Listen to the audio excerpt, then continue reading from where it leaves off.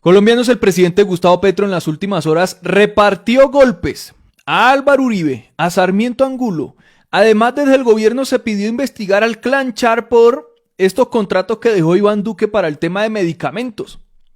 También desde el Ministerio de Minas y Energía se confirmó hace algunos días que no van a pagar una multimillonaria o billonaria deuda que dejaron los privados con la empresa Aire de los Ríos Velilla.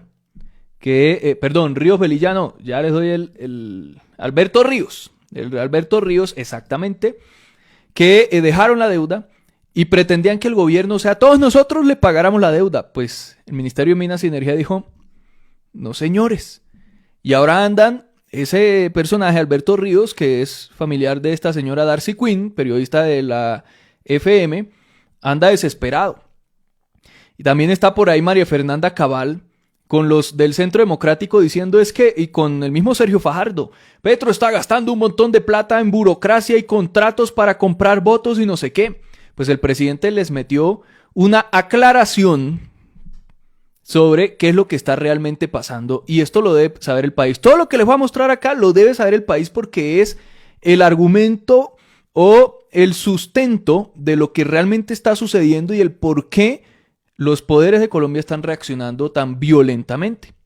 Miren lo que dice el presidente en un encuentro con el presidente de la JEP, en donde firmaron un entendimiento entre la JEP y la Agencia de Reincorporación. Vean lo que dice él. Y bueno, habla de la verdad, de Sarmiento Angulo, de Álvaro Uribe Vélez, la reelección de Uribe, el Congreso y el paramilitarismo y demás.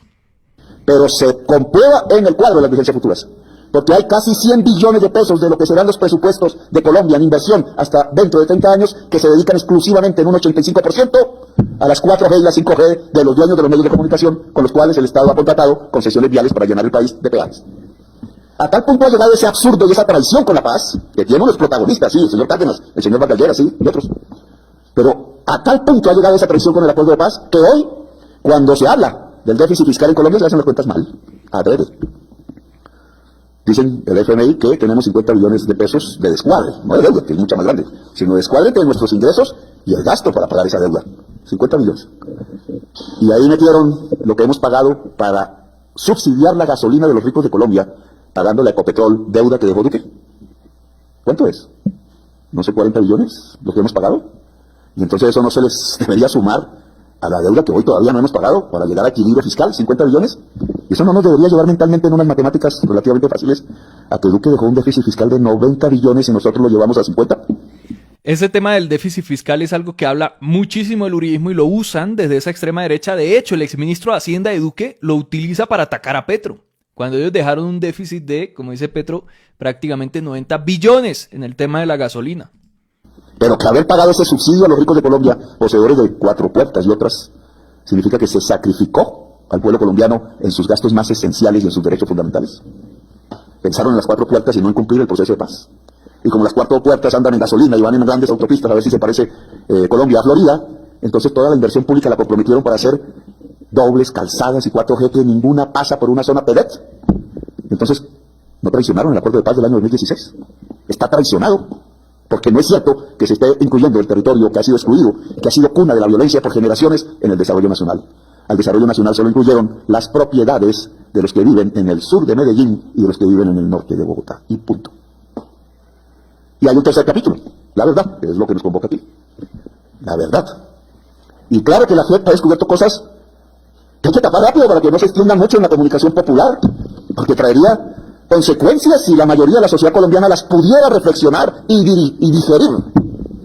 Hablábamos de algunas, han pasado muchas, ¿cierto? Un presidente de Colombia se hizo reelegir con unos senadores que eran socios del narcotráfico de Colombia y ordenaban asesinatos de su propio pueblo. ¿Eso nos parece sencillo? ¿Eso pasa en toda la humanidad? Aquí compraban los congresistas en este salón, y los congresistas que hacían las leyes eran de la organización paramilitar narcotraficante de Colombia. Nuestras leyes le hicieron narcotraficantes, en parte. ¿Y qué? ¿Esas leyes siguen? ¿No hay reforma posible? Si planteamos reforma, entonces el Congreso se dedica a tapar y a cancelar las reformas en Colombia, como si se pudiera tapar la verdad, que en ese Congreso se sentaron 32 senadores, se hicieron mayoría para 2 objetivos fundamentales: tapar la verdad de Colombia porque ellos eran socios del asesinato y el genocidio, y reelegir al jefe de ese proceso, para que nunca hubiera verdad en Colombia. O otras verdades, acabamos de ver una. En el batallón Charri Solanos hay restos humanos que acaban de ser, ¿cómo se dice técnicamente? Descubiertos, exhumados, es la palabra. Y solo una parte, no se ha hecho la labor, porque en este gobierno abrieron huecos que están en el barrio, en el Charri Solano, sin que nadie se diera cuenta y no sabemos qué sacaron de él. Investigación que tiene que ordenar el gobierno nacional. En este, no en esa época. ¿Qué sacaron? ¿Por qué? Y ahora, si se hace un trabajo a fondo, ¿cómo así que antes del Palacio de Justicia habían cuerpos de desaparecidos en una institución del Estado? Y después también. Antes y después. ¿Acaso que este no era el ejército de la libertad, de los derechos, de la República y de Simón Bolívar? ¿Qué les pasó? Y no le puedo echar la culpa al soldado o a la soldado que ya empezaban a existir, a unas personas individuales, porque caerían en la trampa fascista en que está cayendo la política de los Estados Unidos, ¿no? Porque un venezolano del Tren de Aragua, entonces todos son terroristas. Pues eso es el de judío, ¿no?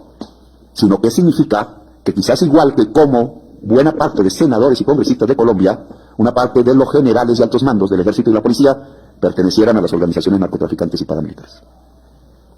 ¿Cuál es la verdad del Palacio de Justicia entonces? Que no aparece en las investigaciones, yo quiero que aparezca.